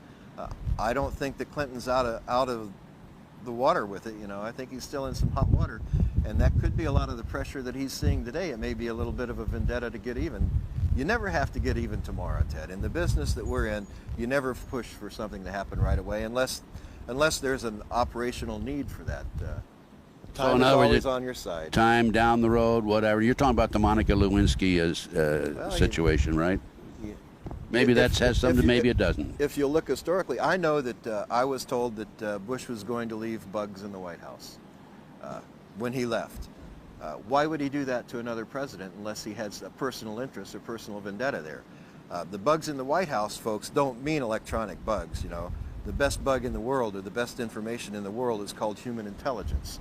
So what you do is you take these career White House personnel and you put them in the White House, and they're listening and they're keeping track of everything that's going on. Well, it's hard to put an electronic device in the White House. If Starr thought that he could take Tripp or Lewinsky and put a bug on them and get them in the White House, all they'd end up was that person in prison for trying to bug someone in the White House. You don't get into the White House with a bug, but you get in there with a brain that can keep that intelligence in it and pass it on. That's how you get in, and that's how you bug the White House. So he always had constant information flowing to him from the White House from career workers in the White House. You know, why did they all of a sudden throw these people out of the travel office? Perhaps they thought that maybe there was a little intelligence work going on there. Probably. Tripp. Clinton, yeah. Let's look at Tripp. She was taken out of there right after Vince Foster because she talked about it. Wham, she's out of the White House and into other areas. You know, there's a lot to be looked at that's just overlooked by the mainstream media because I'm told I have a pretty devious mind. Well, you know, it's because I work for these guys and I know how they think. Chip, as far as Ollie North is concerned, you told me in one of the radio interviews I had with you that you had some recordings, audio recordings of a conversation in the back of an airplane. Was that with Ollie North or somebody else? No, that was with Mike Harari and a man named Raymond Buddy Young. That was actually presented at our CEPA briefing in Tampa, Florida to Judge Adams. The recording was presented. We have transcripts of that, and we've actually put them into Tatum Chronicles. So now, when you say CEPA, you're talking about your hearing before the judge where you discuss classified information, right? Right. During the course, as we were leading up to the trial, there are certain filings that have to be done prior to a trial and hearings. And in April of 1996, just before the trial, the U.S. Attorney's Office gained information that perhaps I would attempt to disclose classified information from my previous work. So they filed a motion with the courts that required me to file a briefing, an actual brief, outlining any classified information that I would attempt to use in my defense. And then the judge rules on it whether or not you can use it. Then the judge rules on it. He had the decision that the judge has to make under the CEPA requirements is, first of all, is it classified in any way? Second, does it involve national security issues? So after being presented with that material, and it has to be done in declaration, under oath, the materials were provided to them. And let me tell you something, if anything I said in there was false, I would have been charged with perjury. There was never a perjury charge. The issues that were given to him were investigated. I was never charged with perjury or obstruction of justice, trying to say that this happened when it didn't. You know, that's an obstruction of justice charge. No charges like that ever came out. That's a pretty big issue. Was the judge sympathetic, you think, and objective? You know, Nancy talks about this judge being a terrible judge, but let me tell you something. It's obvious to me, working in the arena that I work in, he knew what was going on. He made the decisions that he made, so there would be no question at the appellate court that justice was not served. So actually, he probably was your friend then. He's the only reason that I can talk about it today. By him saying that this information was not classified and doesn't have to do with national security, the CIA can't come back on me. National security folks can't come back on me for talking about what I presented to that court at the time. Chip, let's go back, and we've talked about Ollie North, we've talked about George Bush, we talked a little bit about Clinton. Did Clinton, do you have any direct knowledge that Clinton was aware of the drug operation coming into Arkansas? The direct knowledge is that Buddy Young was actually a advisor to Clinton. He was his chief of security, and he was one on board the aircraft, and he was sent there by Clinton to investigate the loss of monies that had been determined. Additional direct knowledge comes in the fact that one of the people called by Barr was the governor of Arkansas on that SATCOM. He called North, he called the vice president on this 24th of March conversation, and he called the governor of Arkansas and talked to him. So, and governor of Arkansas then was William Jefferson Clinton. So they were talking about the enterprise, about the lost monies. And additionally, in earlier years, when I was at Fort Campbell, Kentucky, I actually flew several missions carrying medical coolers again with money and drugs in it into Arkansas. Out of where, Fort Campbell? Out of Fort Campbell. It was delivered to us by the 324th Med Battalion. Out of the South America? Out of South America. They were operating in the South America in Honduras. It was flown by C-130 to Fort Campbell. It was marked medical supplies. Donor organs, this particular one was marked. And we were advised to give it to Dr. Lassiter at Little Rock Air Force Base. So we flew it to Little Rock Air Force Base. I opened the coolers. I don't fly a cooler without opening it. I don't fly anything without opening it. Let me tell you why I don't fly coolers without opening them. I was told by Colby earlier that Torrijos died simply because they put a cooler marked donor organs on his aircraft that blew up in flight. So whenever I see a cooler, I open that cooler. And what did you find in the cooler? We found a large sum of money and 3 kilos of cocaine in one cooler. In the other cooler, we found all cocaine. Those 2 coolers were picked up by Dr. Lassiter, who actually ended up being, as we found out in later years, a man named Dan Lassiter, who was convicted for trafficking cocaine in Arkansas. However, he was pardoned by the then governor of Arkansas, Bill Clinton. And did you have any information that Clinton had direct knowledge of that? Now, you flew him into Arkansas. Was Clinton there waiting for it, or was there a limousine there or anything like that? We had to wait over an hour and a half for Dr. Lassiter to show up. But when he finally showed up, he showed up in an entourage of vehicles. There was a van, there was a stretch limo, and an unmarked police car. In the coming out of the stretch limo, Dr. Lassiter came forward. He had 2 people with him. One stayed at the car, and one came over. He introduced the one that walked over to the aircraft to pick up the coolers as the governor of Arkansas. And the governor of Arkansas extended his hand, and that's the first time I shook the hand of William Jefferson Clinton. He wanted to let me know that the people of Arkansas appreciated me bringing those donor organs.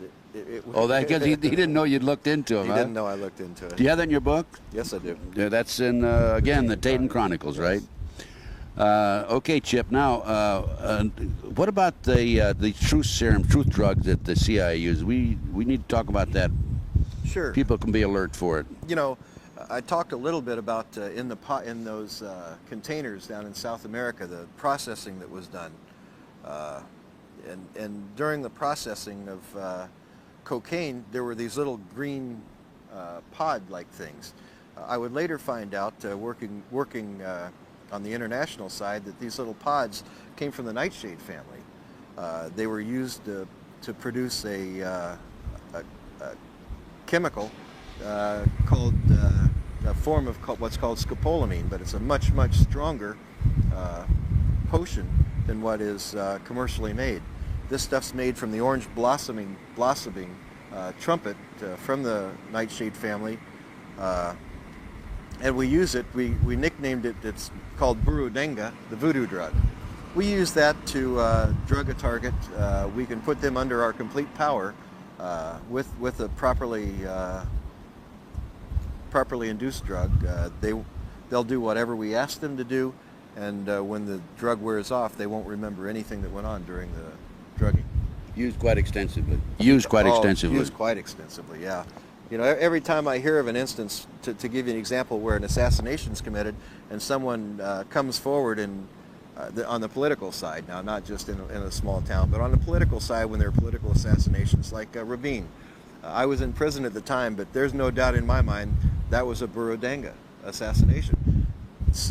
This kid apparently shot Rabin, went in and admitted to shooting him, and then 3 days later said he doesn't remember shooting him. He didn't remember ever signing any statement saying that that's Burundanga. You see that quite regularly, really. Oh yeah, don't you? And it's actually becoming epidemic proportions. We've used it for years in the CIA, but now it's out in the general populace. And in Colombia, a lot of the gangs have access to it, and they're using it to rob people of their bank accounts. And I mean, a guy will get hit with Burundanga, given a Coke that has Burundanga in it, take a drink of it, and next thing he knows, his bank account is empty, and he'd given it to this one of these drug gangs. And they give him instructions, tell him what to do, he does it, and then 3 days later he doesn't remember. They'll do anything. They'll shoot a person, they'll shoot themselves.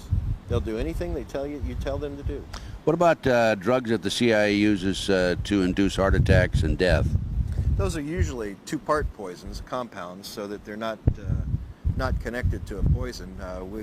We can, to ensure that a person gets the first portion, we've gone in and, like in an embassy, in one part of the world, we would put it in a punch so that most of the people are dosed with the first part of the compound, and then you have about 3 weeks before the second part of the compound has to be given to the target, and then that's the first gets into the muscles and in the heart, and it'll show up only as a compound. Once the second comes in, it'll show up in the blood only as a compound, but it actually induces a heart attack. People actually die of a heart attack, and that's why the coroners always report these as heart attacks, because it's really a heart attack, and there's no poison that shows up. It would only be a compound in the body. Chip, is there any other particular areas you'd like to discuss before we conclude the interview? I don't think so, Ted. I think we covered it pretty well. We have said quite a bit. There was one other area I want to ask you about in conclusion then. What about Jupiter Island and the New World Order plans? In the 1980s and 1990s, I was tasked under the Terrorist Incident Working Group to a unit called the Operational Subgroups. Many of our meetings in 89, 90, 91 were held in southeast Florida on Jupiter Island, in a briefing in a home of an affluent woman, and we held our briefings there. Those briefings would normally follow the G7 conferences and summits, and the reason it would normally follow that is because at that time, remember I said we were working as an international group, not necessarily just U.S.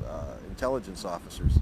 Under this international plan, they were looking toward doing a master plan for the whole world. You know, even as a community, as your community has a development plan to help develop the community into a better place, these people have their plans to develop the world into a better place. And I would sit in meetings and they would come to us and say, well, you know, we have a problem in this arena.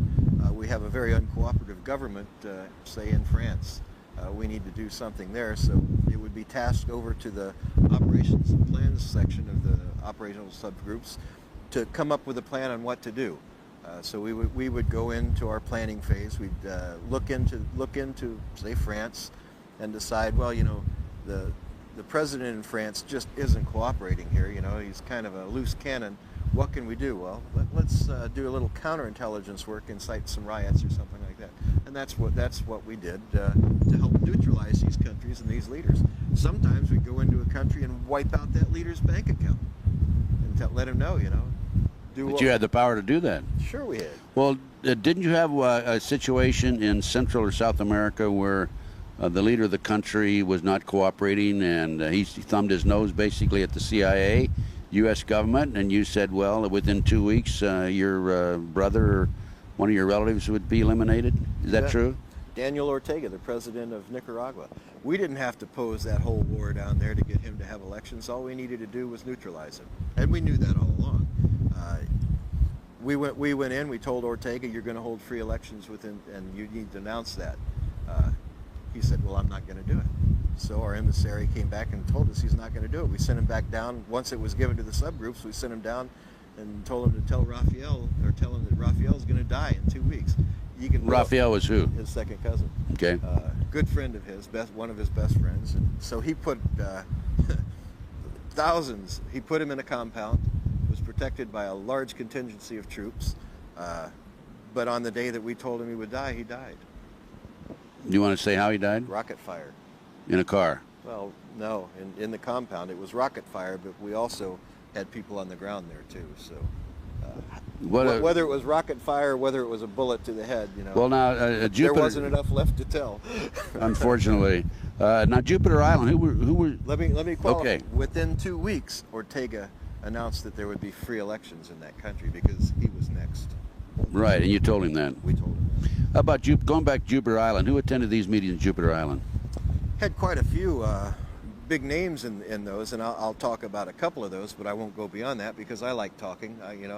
I like breathing. I like eating. No matter how good my insurance is, I know that there's some people you never talk about. Right. So I won't. George Bush was one who would normally attend those meetings, if not personally, at least through teleconferencing. An additional member that was always there was the man who still commanded me in these operations and who actually recruited me into black operations. His name was Bill Colby. Who's now dead. Who's now dead. Mysterious death. When I walked away, I was told you don't just walk away, and I believe he walked away too, and that's why. Right, mysterious death. Another person who was there who oversaw all of our finances now runs the Judicial Oversight Committee in the United States Congress, Henry Hyde. Henry Hyde. Uncle Henry. Henry Hyde, U.S. Congressman from Illinois. That's the man. So you think you're going to get judicial parity? I don't think so. That reminds me, Chip. I have some other names I could run by you, but I won't put you on the spot, okay? I appreciate that, Ted. Let's see. He's a man. I'm not going to call him. I met him in the White House myself on one occasion. Not General Haig, but somebody else. Let's see. That was 1973 for me. I had another thought that I wanted to bring up, and I'll remember it down the road. Well, here. you had asked me earlier what I'm doing these days, and let me tell you what I'm doing. Being a spook by trade, you can't just walk away. You can't just give it up. And you asked me what I'm doing on your radio show. What are your plans? And right now, I'm working as the two-county coordinator for the American Red Cross. And the reason I'm working as a two-county coordinator in Florida for the American Red Cross is it gives me the opportunity to interface directly with probably one of the darkest organizations the United States has ever seen, and that's FEMA. Oh, we know about FEMA. So I've been able to effectively infiltrate FEMA. I'm the person who deals directly with them in all issues and sit in meetings with them, and little did they know that they had a spook in their midst. They know it now. Yeah, they know it now. I told them last week in my last meeting with them.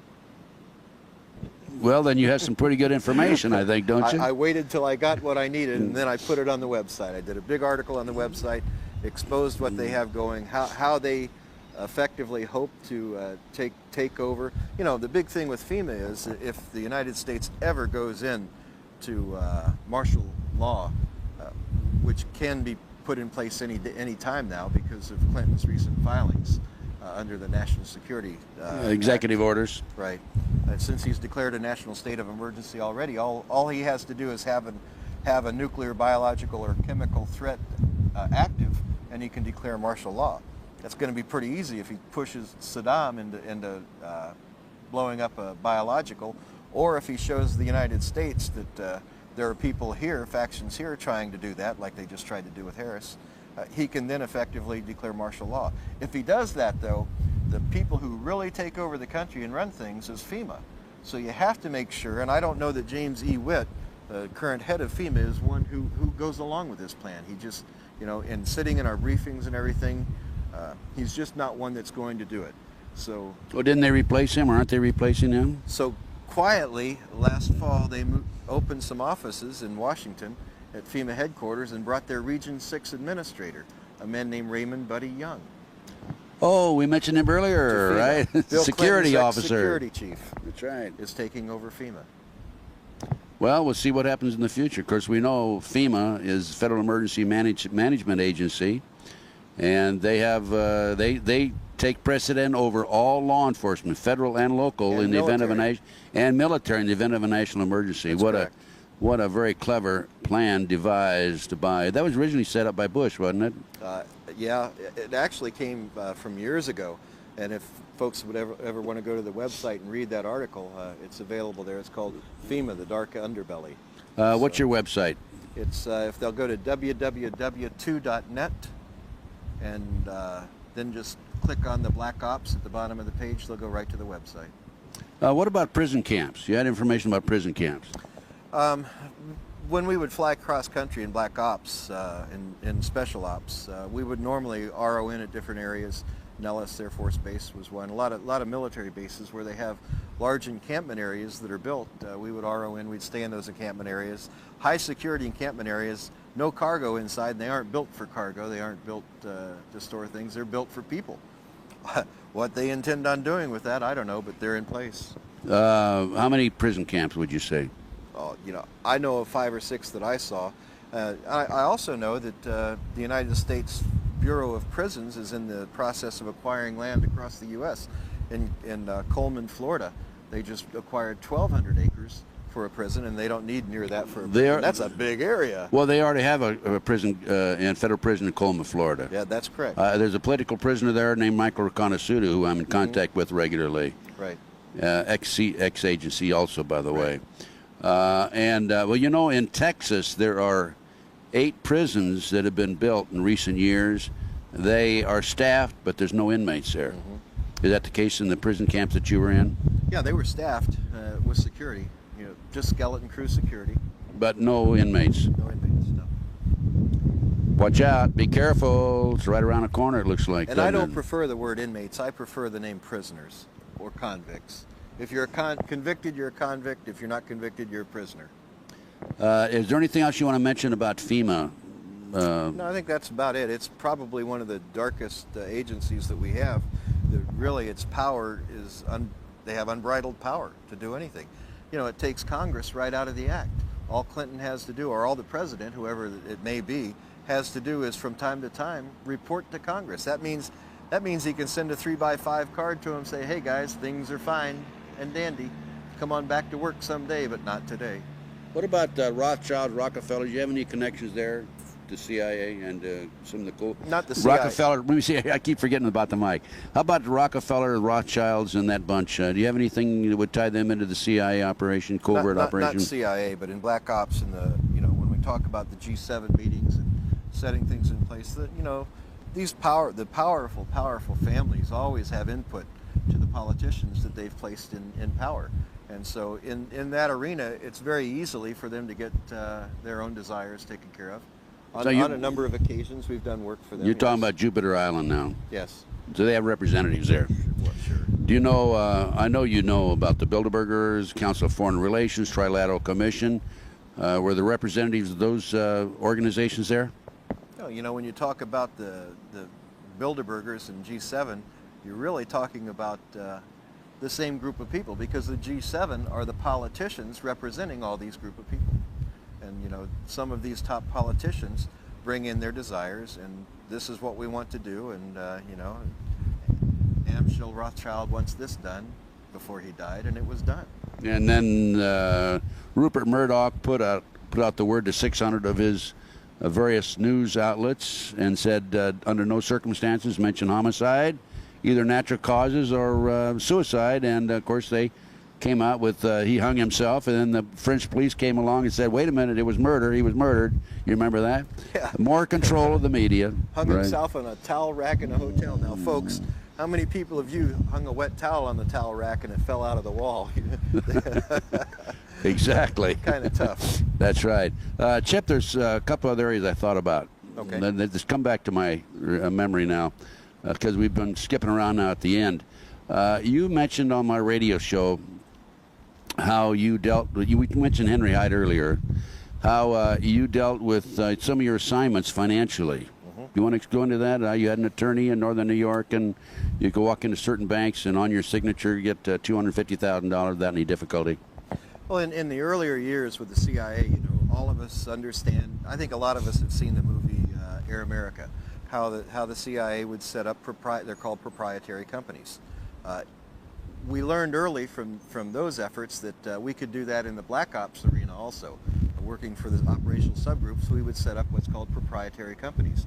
We have trusted attorneys across the nation and around the world that will set up these proprietary corporations as an everyday business, so that we can work an intelligence operation out of who knows, you may be sitting in the Xerox Corporation and it's not really, not that that's it. However, I will say the Wilson family was heavily involved with us in the upstate New York area, and that's the Xerox family, in seeing to funding. We would set up businesses to see that use as covers so that we could provide operations. In upstate New York, we did it because we were working that border area in Canada, bringing weapons and personnel across the border covertly. Into the Indian reservation? There, we use the Indian reservations on occasion because it's a federally protected area. But normally, I just fly low level under radar. It's a non-radar environment, practically. So I just bring personnel and equipment across as needed. You know, both ways. I take people out of the country and bring people into the country. What they did with those people, I don't know, but some of them were pretty top. Well, you know their identity too. Right. So you're talking about bringing foreigners in? Right. From other countries, of course, from Europe, et cetera, where they were secretly bringing them in. Where? Meetings in Washington? Sometimes we were bringing in some pretty famous criminals to meet with people too. Mafia? From overseas? From overseas.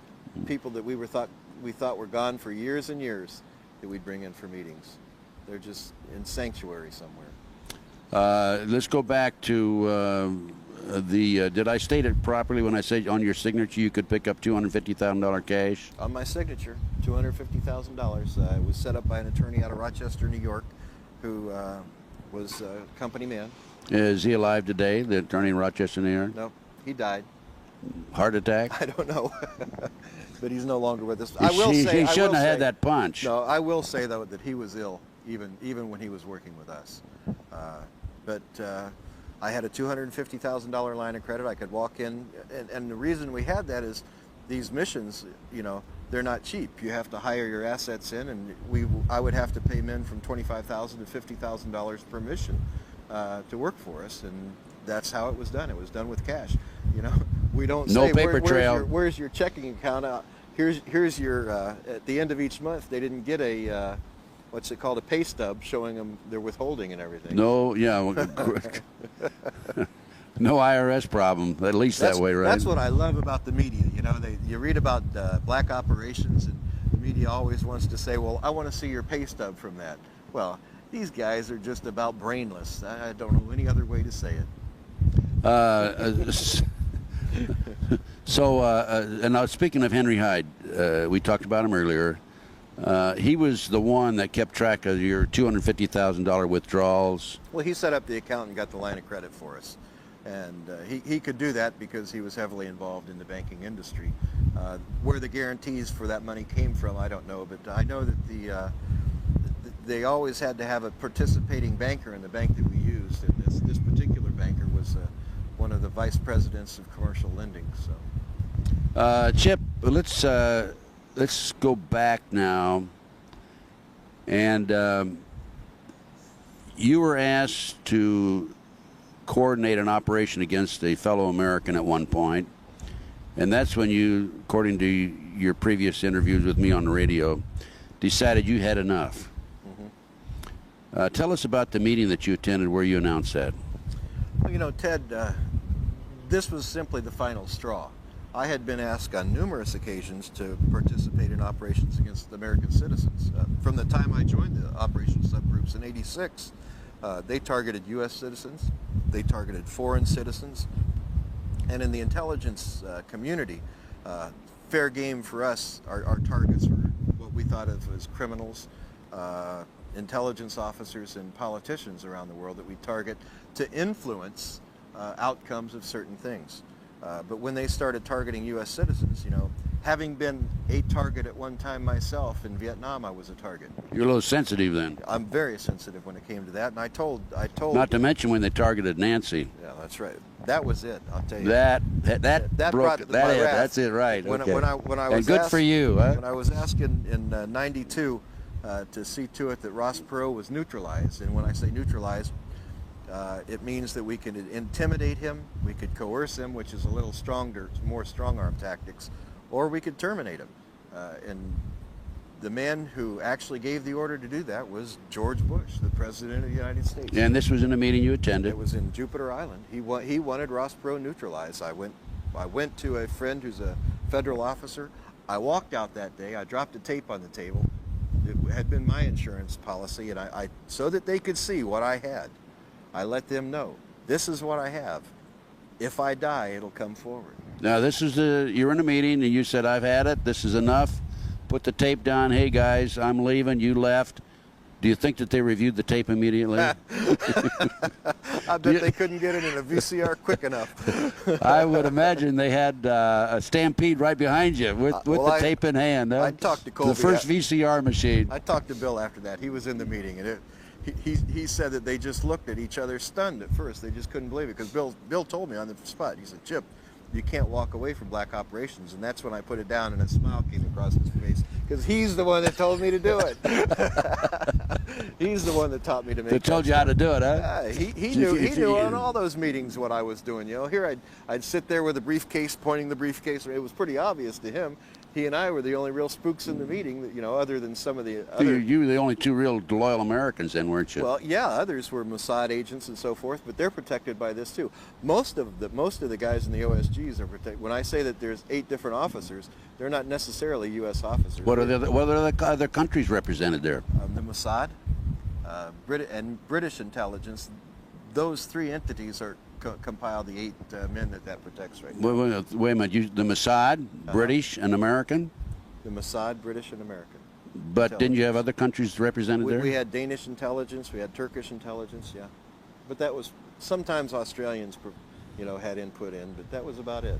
Well, I think they had Australians because they could shoot over to China pretty quick. I have good information that the CIA was responsible for let's say eliminating one of the Australian forms of government and bringing in their own people. Do you remember that? Yeah, I remember that. Yeah, I have some other contacts of my own that have told me that before. And by the way, I no longer receive Christmas cards from that fellow anymore. Since I went public. Since you went public with it? Yeah. All heart, Ted. Oh, my Christmas card list has dropped drastically. It went from like that down to about like that when you stack the cards one on one. But I don't worry about that. Neither do you. No, because we know we're doing the right thing. Chip, there were some other questions I wanted to ask you. Chip. Hey, wait a minute. How do I know you're telling me the truth? Because you like me, Ted. Now, I hugged Nancy, but I'm not going to hug you. No, Chip, what I'm telling you, the answer I want to that is... I can give you an answer. I know you can. That's why I asked it. Okay. Tell me. Tell them. I'm telling the truth because I have it documented. You don't have to take my word for it. It's documented. It's not only documented in the documents here, it's also documented in federal documents. Oh, it is? Court case. Tell us about that. There's a federal trial that took place. During that federal trial, the SEPA briefing, everything was put in place. There are transcripts to that available to the public. All you have to do is do a filing, Freedom of Information Act filing, but you really don't even have to do that. You can walk right into the federal courts in Tampa, Florida, pay your $25 to the clerk, and get copies of it without even putting a filing in, because that judge made sure that that SEPA briefing wasn't classified. Chip, you're the only you don't have ex-CIA. You're the only CIA agent that I've known, and I've known a few of them through the years, who can come forward and say, it's documented, the CIA admits that I worked for them. That's in that document, right? It's in the document. Yeah. Now, never a denial on the government's part. now, can somebody call Washington, D.C., a certain number and say, Sure. is Chip Tatum, or was he an employee of the CIA? Who would they call? Doyce Gene Tatum Jr. Just call the personnel office at Langley. On the documents is my social security number at Tampa. You can get the social security number. You can actually get the case number from the court and use that and find out if I was an employee. Okay. It's pretty cut and dry. There's no denying who I worked for. No, yeah, right. Okay, but you're the only one. The only thing that they can deny is what I have to say. But they always deny it, or they say sure. we have no record, and the CIA agents are not allowed to even identify themselves as CIA. Let's face it. Well, and that's law. That's by law, right? That's by law. Yeah. Sure. So if some guy because this federal judge made this ruling, it's not and law. some guy goes around saying I'm a CIA agent, don't believe him. Yeah. No, Isn't that right? That's right. And I've heard of this. Okay. Before we discuss Nixon's darkest secret book, we've already talked about Tatum Chronicles. And Nixon's darkest secret is Operation Red Rock. Operation Red Rock, right? which we went in detail right in the beginning. You bet. Is there any other comments you want to make or anything else you want to discuss? Well, we've sent Operation Red Rock out to publishers around the United States, but there's some liability problems because I name the names, and these are pretty powerful guys. A couple of them are still alive, so it's difficult for them to do the publishing, so we've self-published.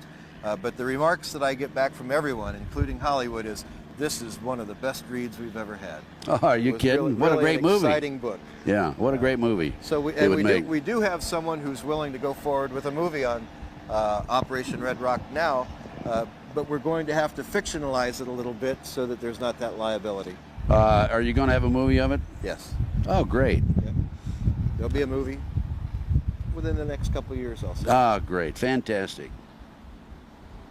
And they can get that by calling our 1-800 number, 800-201-7892, and ask for extension 58. Just tell them you want Nixon's darkest secret or Operation Red Rock, same thing. That's one of the darkest secrets of Nixon's life, the fact that he ordered 13 American soldiers murdered. And, of course, they can also order the Tatum Chronicles. Those Tatum Chronicles got me charged with treason, Ted, and thrown in prison for 2 years. I think it's worth looking at if you people would like to order the Tatum Chronicles. Again, 1-800-201-7892. Make copies of the documents, give them to the media. Challenge anybody. Show me where they're wrong. They can't do it. Okay, also, folks, you can purchase this video. I know you're looking at it right now, but if you want some for your friends, or your friends want to purchase this video, call 1-800-201-7892. Extension 58, and it's available. Just talk to the operators. They take MasterCard, Visa, and personal checks. And I will also make these available through my flyer and catalog and so forth. So we'll two-time them, Chip. You bet. Get it out around the world. That's right. Okay, listen. Congratulations, Chip. It's always a pleasure talking to you. We'll have another 26-hour interview on my radio show in the future. Okay. Every time I talk to this man, he comes out with some new information. But thanks for appearing on the Ted. On the mic and in front of the video. And God bless you. You're a great American. And I'm real proud to say that I know you and have really worked with you indirectly. Thanks. Let me say one last thing. Marine Recon all the way, boys. Yes. Thank you, Marine Recon. See you later, folks.